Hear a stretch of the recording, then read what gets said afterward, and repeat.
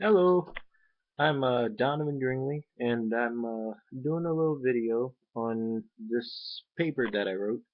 It's called MMA in the Future, and it's pretty much making, well, it's pretty much talking about how MMA has grown as a sport and how it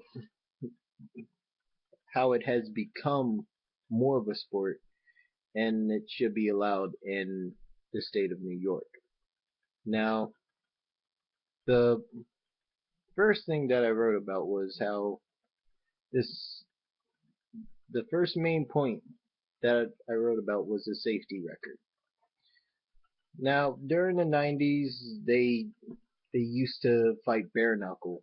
There was no weight classes, there were no time limits.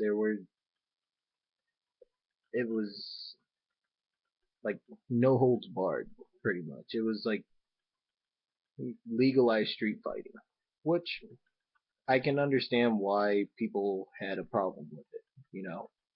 So,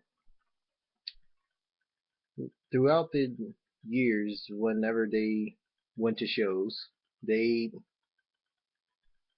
they started hitting legal problems, and this is a really big organization, the UFC.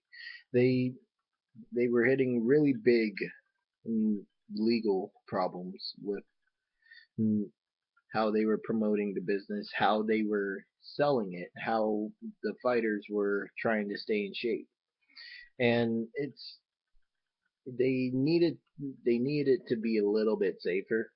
So after having after being labeled and everything, like as a human cockfighting and everything like that, it should it started to look at how the fighters were preparing and everything like that, and they saw that they needed to start treating it like a sport in order for it to become a sport. So they gave the fighters gloves, they made weight classes, they gave the fights time limits, and and it started to get a little bit better, but they were already labeled from the past history. So, well, I'm getting off topic with the safety record, but the the thing is, like, when when it comes to safety in the cage or in the ring, it's the fighters are actually a little bit safer than boxers, and because boxers take so many shots with a 18 to 20 ounce glove that covers your whole fist, and it's literally punching you in the head. Unlike mixed martial arts, you focus on different type of styles. You focus on judo, you focus on Brazilian jiu-jitsu, wrestling, boxing, kickboxing, Muay Thai, Taekwondo, karate. And there's so many fighting styles that are portrayed in this sport.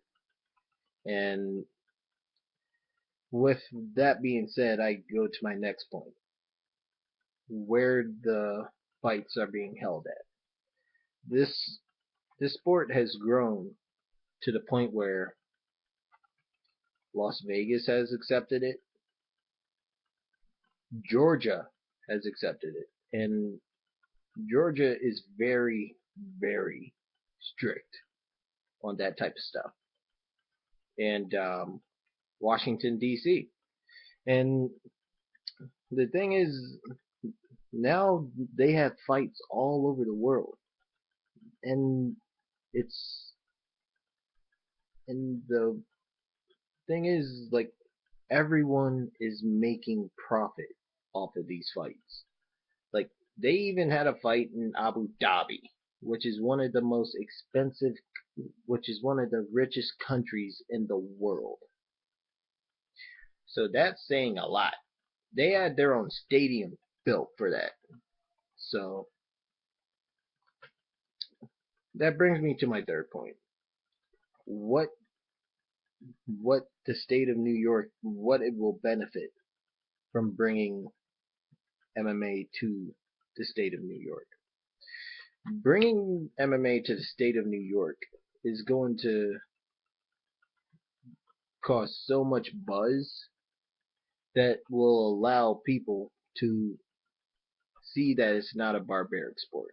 It's actually a real sport. Like, you have to train for this. And it's gonna bring a lot of it's gonna bring in a lot of money. I mean, a lot of money. Like, there was one fight. This is the example. There was one fight held at the Madison Square Garden Arena, but it wasn't a mixed martial arts fight. It was a Muay Thai fight.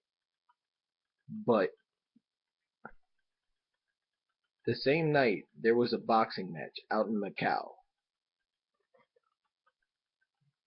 There was more money made at that Muay Thai kickboxing event than at the boxing match because, one, it wasn't as expensive, and two, they sold more seats.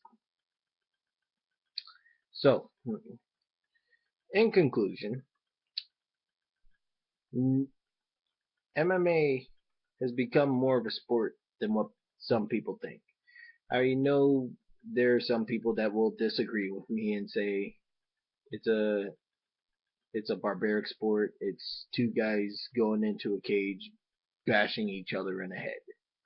But it's a lot more than that. It's a lot more to fighting. And honestly, fighting is in everybody's blood.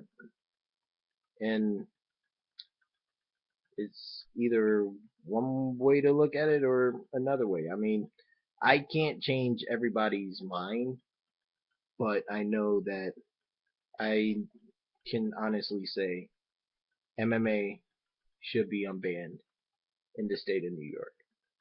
Thank you guys. Have a good night.